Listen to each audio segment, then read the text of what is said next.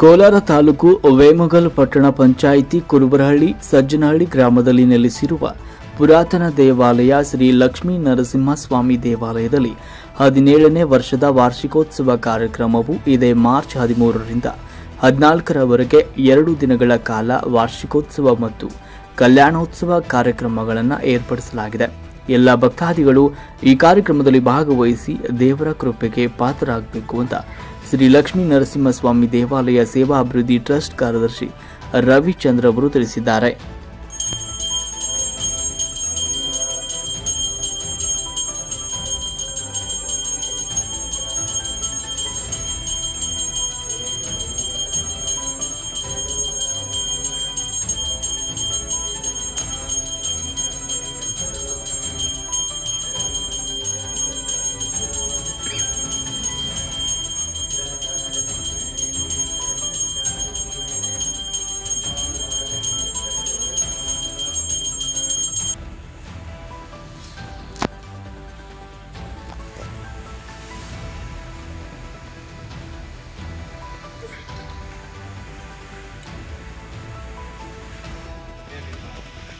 ಸರಿ ಇದೆಯಾ ಸರ್? ಒಂದು ಕಾಲ ಇದು ಒಂದು ದೇವರು ಆ ಕಾಲದಾಗ ನಮ್ಮ ಯಜಮಾನ ತರದ ಕಾಲದಾಗ ಒಂದು ಹೊಸ ಮಂದಿ ನಿಂತ್ಕೊಂಡು ದಾರಿ ಕೊಡ್ತಾರೆ. ಎಲ್ಲಿ ಬಂದು ಮನೆಗೆ ಅಲ್ಲಿ ದೇವಸ್ಥಾನ ಕಟ್ಟಿ ಒಂದು ಮನೆಗೆ ದೇವಸ್ಥಾನ ಮಾಡಿದ್ರು.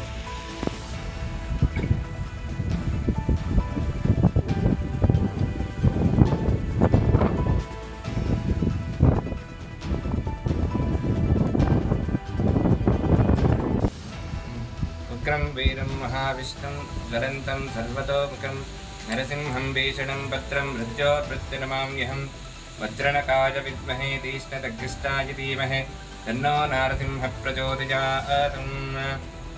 ಶ್ರೀ ಲಕ್ಷ್ಮೀ ನರಸಿಂಹಸ್ವಾಮಿ ದೇವಾಲಯ, ಸಜ್ಜನಹಳ್ಳಿ ಗ್ರಾಮ, ಕುರುಬ್ರಹಳ್ಳಿ. ಇಲ್ಲಿ ನೆಲೆಸಿರ್ತಕ್ಕಂತಹ ಶ್ರೀ ಲಕ್ಷ್ಮೀ ನರಸಿಂಹಸ್ವಾಮಿ ದೇವರ ಪ್ರತಿ ವರ್ಷದಂತೆ ಈ ವರ್ಷವೂ ಸಹ ಕದರಿ ಹುಣ್ಣಿಮೆಯ ಪ್ರಯುಕ್ತ ಶ್ರೀ ಲಕ್ಷ್ಮೀ ನರಸಿಂಹಸ್ವಾಮಿ ದೇವರಿಗೆ ವಿಶೇಷವಾಗಿ ಪೂಜೆಯನ್ನು ಹಮ್ಮಿಕೊಂಡಿದ್ದೇವೆ. ಎಲ್ಲ ಭಕ್ತಾದಿಗಳು ಆ ಪೂಜೆಗೆ ಆಗಮಿಸಿ ಶ್ರೀ ಲಕ್ಷ್ಮೀ ನರಸಿಂಹ ದೇವರ ಕೃಪೆಗೆ ಪಾತ್ರರಾಗಬೇಕು ಅಂತ ಕೋರ್ತಾ ಇದ್ದೀವಿ. ಕದರಿ ಹುಣ್ಣಿಮೆಯ ಪ್ರಯುಕ್ತ 13ನೇ ತಾರೀಕು 13 ಮತ್ತು 14 ಕದರಿ ಹುಣ್ಣಿಮೆಯ ಪ್ರಯುಕ್ತ ಶ್ರೀ ಲಕ್ಷ್ಮೀ ನರಸಿಂಹಸ್ವಾಮಿ ದೇವಾಲಯದಲ್ಲಿ 13 ಸಂಜೆ ವಿಶೇಷವಾಗಿ ಕಲಶ ಸ್ಥಾಪನೆ, ವಿಶೇಷವಾಗಿ ಗಣಪತಿ ಹೋಮ ಮತ್ತು ರಾಕ್ಷೋಗ್ನ ಹೋಮ ಹಮ್ಮಿಕೊಂಡಿದ್ದೀವಿ. ಮತ್ತು 14 ಬೆಳಿಗ್ಗೆ ಲಕ್ಷ್ಮೀ ನರಸಿಂಹಸ್ವಾಮಿ ಕಲ್ಯಾಣೋತ್ಸವ, ಕುಂಭಾಭಿಷೇಕ ಮತ್ತು ಫಲಪಂಚಾಮೃತ ಅಭಿಷೇಕಗಳೊಂದಿಗೆ ಪುಷ್ಪಾಲಂಕಾರ ಹಮ್ಮಿಕೊಂಡಿದ್ದೇವೆ. ಈ ವಿಶೇಷವಾದ ದಿನದಲ್ಲಿ ಎಲ್ಲ ಭಕ್ತಾದಿಗಳು ಶ್ರೀ ಲಕ್ಷ್ಮೀ ನರಸಿಂಹಸ್ವಾಮಿ ಕೃಪೆಗೆ ಪಾತ್ರರಾಗಿ ಎಲ್ಲ ಭಕ್ತಾದಿಗಳು ದೇವಾಲಯಕ್ಕೆ ಆಗಮಿಸಿ ವಿಶೇಷವಾಗಿ ದೇವರ ಕೃಪೆಗೆ ಪಾತ್ರರಾಗಬೇಕು ಅಂತ ನಾವು ದೇವಾಲಯದ ಅರ್ಚಕರು ಶರತ್ ಹೆಗಡೆ.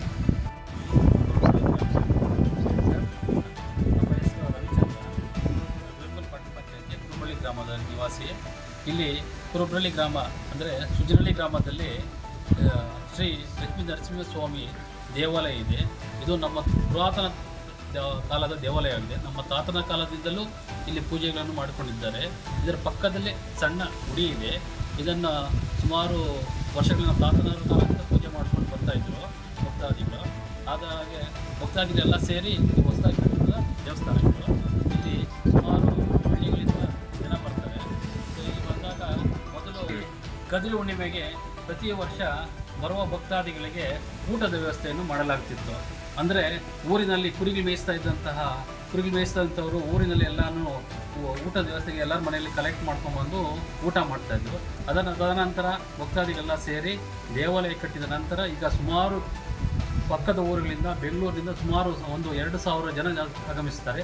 ಅವರಿಗೆ ಊಟದ ವ್ಯವಸ್ಥೆ ಇರುತ್ತದೆ. ಇದು ತುಂಬ ಪವರ್ಫುಲ್ ದೇವಸ್ಥಾನವಾಗಿದೆ. ಇಲ್ಲಿ ಯಾರೇ ಭಕ್ತಾದಿಗಳು ಬಂದು ಅವರು ಏನು ಬೇಡಿಕೆಗಳು ಕೇಳುತ್ತಾರೋ ಅದೆಲ್ಲವೂ ಇದೇ ಇರುತ್ತದೆ.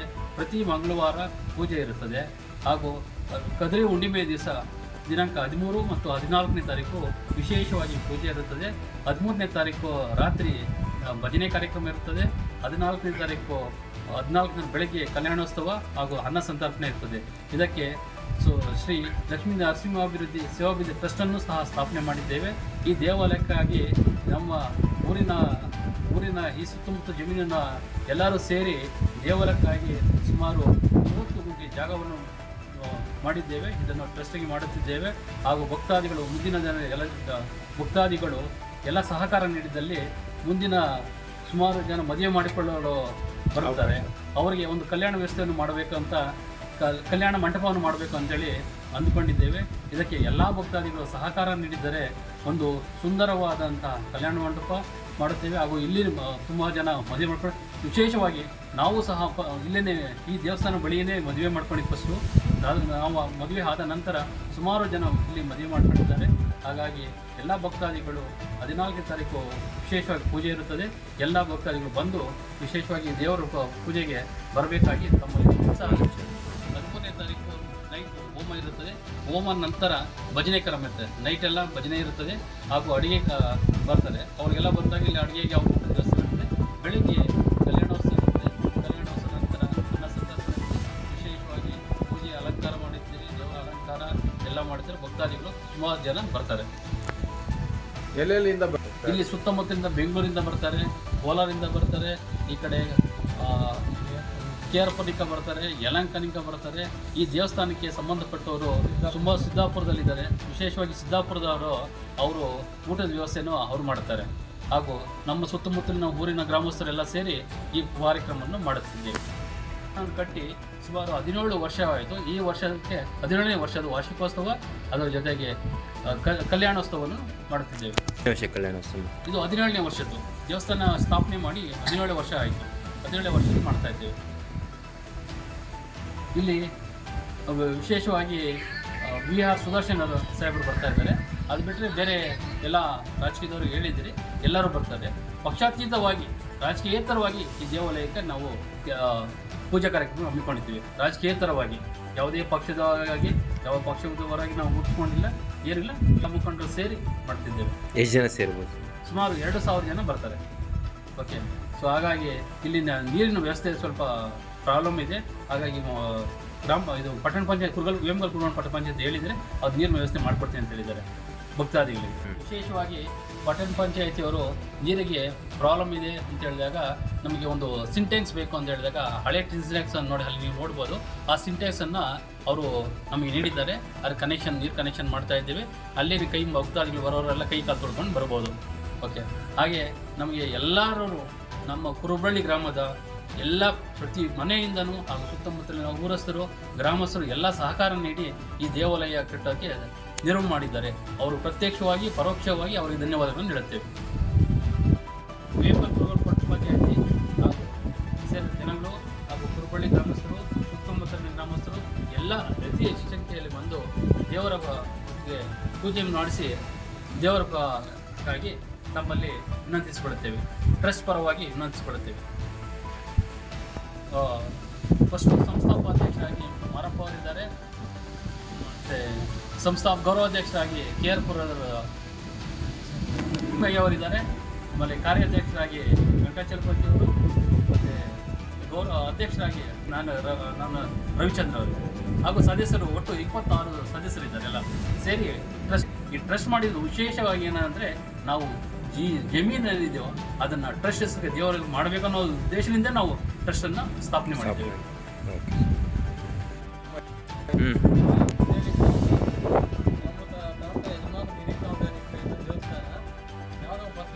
ಇಲ್ಲೇ ಮುಳುಗಿ ಜಾಗ ತೋರಿಸಿದ ಮೇಲೆ ಈ ದೇವರಲ್ಲಿ ಉತ್ಪತ್ತಿ ಮಾಡೋದು ಇಲ್ಲಿ ಆವತ್ತಿನ ಇದು ಹಂಗೆ ಸಿಕ್ಕ ಸಣ್ಣ ಗುಡಿಯಾಗಿ ಪೂಜೆ ನಡೀತಾ ಇತ್ತು.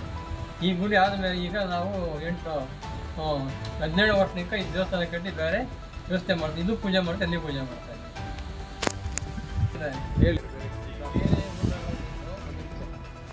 ಬೇರೆ ಊರ್ಲೆಲ್ಲ ಬಂದು ಭಕ್ತಾದಿಗಳು ಬಂದು ಪೂಜೆ ಮಾಡ್ಕೊಂಡು ಇಲ್ಲಿಗೆ ಕಜರಿಗೆ ಹೋಗೋರು ಹೋಗ್ತಾ ಇರ್ತಾರೆ.